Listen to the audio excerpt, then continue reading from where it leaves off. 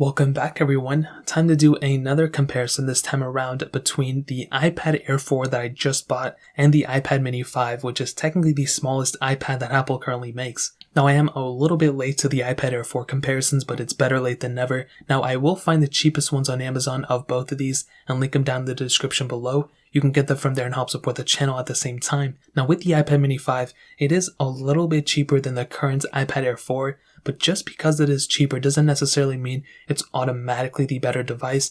And I can definitely tell you there are humongous differences between both these devices, and definitely if you have the money, if you can go and upgrade to it. To kind of sum up this video for you guys, the iPad Air 4 is a far superior device than the iPad mini, but it's also a far superior device than a lot of other iPads that Apple is currently selling as well. And I think in some ways it's actually a better iPad than the iPad Pro 4th generation as well, which I'll explain throughout this video. Now on the front of the iPad mini you have that 7.9-inch IPS panel, and it was actually a pretty decent panel for the most part. It wasn't ugly. It's actually pretty good and really high resolution. And I will tell you, some people may say like the Touch ID and the, home button and the big bezels around it are, a deal breaker. I will tell you, I really don't think for an iPad it's that big of a deal. I've had many iPads that had home buttons. I've had many iPads that didn't. And I really didn't find too many crazy differences. So I think that's a pretty big thing to say. And for a device like this, you're going to be putting it in your book bag. You're going to be kind of taking it out with you, and you're really not going to use it and look at it like a phone. You're going to be using it more like a either media consumption device or a work device or something like that. And you do have Apple Pencil 1 support on that. With the iPad Air 4, you have that beautiful 10.9-inch IPS panel. The resolution is only slightly higher, but the PPI is less. So you're getting less pixels per inch on the iPad Air 4 than the Mini 5. So keep that in mind. And you don't have a home button, you don't have anything crazy. You do have Touch ID on the top right corner and the, embedded in the power button. And I do prefer in this day and age to have some type of Touch ID sensor. I don't like having just Face ID. I like having both, and hopefully Apple does bring that in the next specific iPhone. But I do think with this type of device, with the iPad Air 4, you're getting a much better looking device overall. But I think the iPad mini 5 still doesn't look ugly. Like, I think it looks okay, and that's definitely not the biggest change I've seen between these two. But I will tell you, the Apple Pencil 2 support is a pretty phenomenal change. And if you're somebody who uses an Apple Pencil, I would recommend always getting an Apple Pencil 2 supported device, because to charge your, specific Apple Pencil with the bottom lightning port and all that stuff, it's just such a mess, and I really don't prefer it. The iPad Air 4, in my opinion, is probably going to do you much better when it comes down to that specific aspect, in my opinion. So when it comes down to that, and on the front, the iPad Air 4 is probably the winner. It looks better, it is a bigger iPad overall, and you're definitely getting a better looking device and more functional device on the front of the iPad Air 4 with that Apple Pencil 2 support versus the iPad mini 5 with the Apple Pencil 1 support. Now on the bottom, you have USB Type-C port on the iPad Air 4, which is huge, and you have that Lightning port on the iPad mini 5.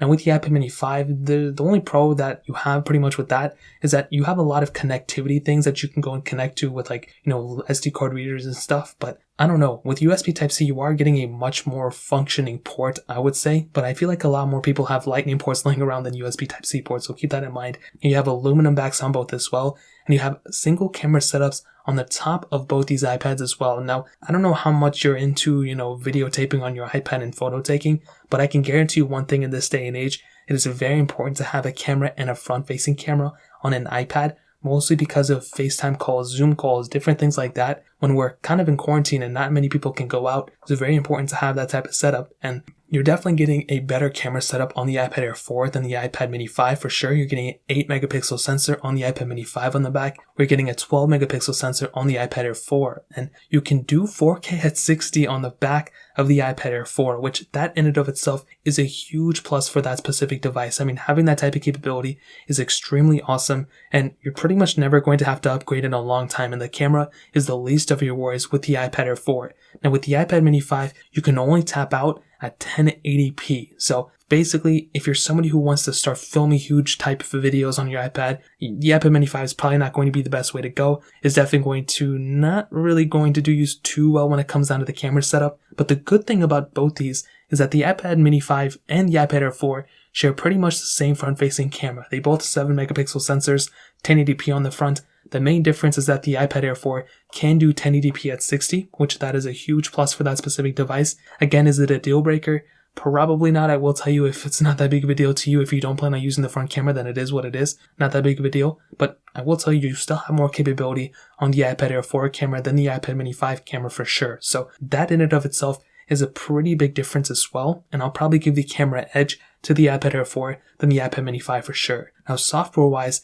this is another big thing. With both of these, they are probably still going to be getting software support for quite a bit of time for sure. So it's not like next year these are going to be outdated. The iPad mini 5 has the same exact chipset as something like an iPhone XS or an iPhone XR.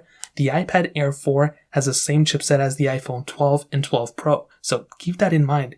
Both phones and both iPads are going to be supported for a very long time, but definitely the iPad Air 4 with its chipset inside of it is going to last longer than the iPad mini 5. But for the time being, they're both going to be supported for quite a bit of time. It's not like tomorrow they're going to be outdated. They're going to be supported for many, many years to come. But the iPad Air 4 is definitely going to outlast the iPad mini 5 when it comes down to it. So when it comes down to the specific, software comparison, that pretty much covers it up. Now hitting on the performance, the iPad mini 5 has that Apple A12 Bionic chip like I stated, hexa-core CPU, and 3 GB of RAM, where the iPad Air 4 has that Apple A14 Bionic chip inside of it, hexa-core CPU, and I believe it has 4 GB of RAM. I could be totally wrong about that, but based off my assumption, based on the specs that I've seen before, I do believe that it has 4 GB of RAM, but like I said, it could be mistaken. But regardless about that RAM setup, I can tell you, first of all, kind of talking about the iPad mini 5, what I can tell you is with this specific iPad, you are going to be getting a very good performing iPad for sure. My performance,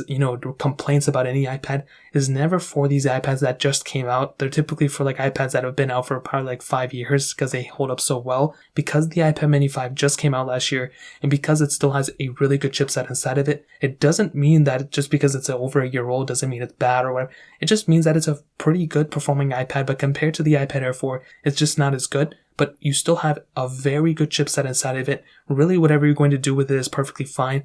The RAM, I've never really had, apps close out on me in the background too often. I mean, sometimes it may happen, but if you're a student, if you're trying to type out papers, if you're trying to do whatever, you're going to have a really good experience with the iPad mini 5.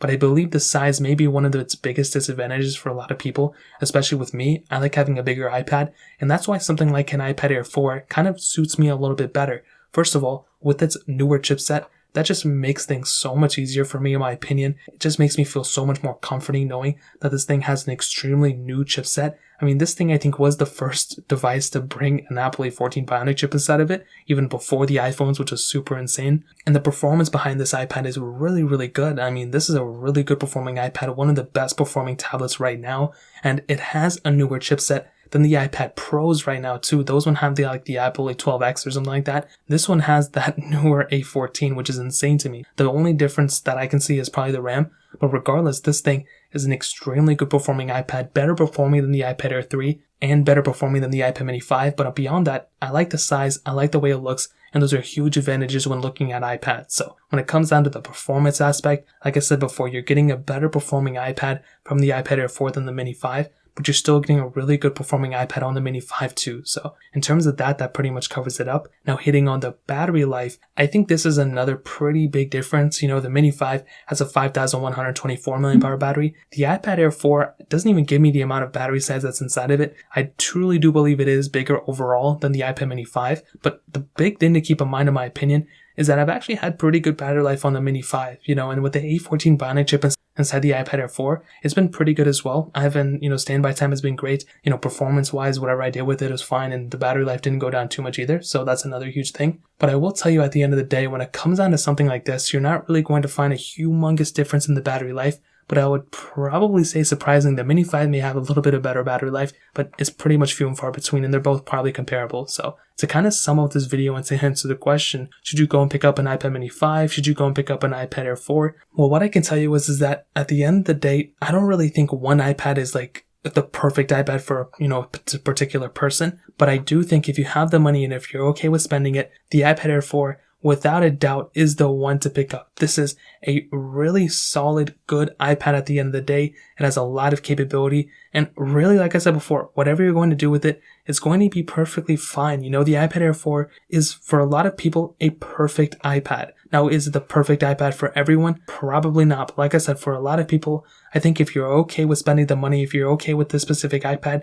then go for it. But if you don't need all the hype, if you don't need every single thing that an iPad has the capability of, and even if you don't need an Apple Pencil 2 support or anything like that, the iPad mini 5 is a really good iPad for sure. This one will take you from point A to point B. It'll last you a very long time. And it's not going to be like you pick up this iPad and you're going to have like a worse experience than the iPad Air 4. So not the case at all. You're going to pick up both, and one's not necessarily going to feel like it's 1,000 times better. But I will tell you, the iPad Air 4, if you have the ability to actually go and purchase another one, you're going to have pretty much a better iPad experience overall on the iPad Air 4 than the iPad mini 5 in my opinion. So in terms of everything, that pretty much covers it up. Like I said, if you want to pick either of these ones up, links will be down in the description below. If you guys have any other questions or anything, let me know in the comment section below. Hit the like button, that means so much, but definitely hit that subscribe button. Every single subscriber that we get really does count, so it means so much if you guys can hit that. Also check out the other links down in the description as well. My Twitter, my Instagram, my other channels. More importantly than everything else, I love every single one of you guys. Hopefully I'll catch you guys in the next video. Peace out till then.